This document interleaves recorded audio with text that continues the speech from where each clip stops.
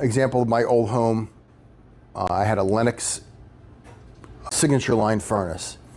Most furnaces will throw me 5 different codes. And tell me this is bad, this is bad, this is bad, this is bad, boom.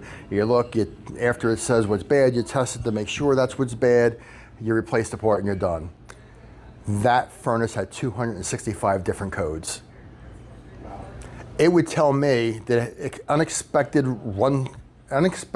length of run time, and I would get an error, and I'd see it on my phone. I'm like, what the heck? And then I find out that my wife and kids propped the door open, bringing groceries in, so the furnace ran more than what it expected to run. So it thought it was having an error, but no, it was the front door was open for a while. So yes, they're cool as heck. They'll tell you everything, but sometimes it's just overkill. Is there a warranty on this new stuff that lasts long enough to cover? There's a 10-year warranty. It's not enough.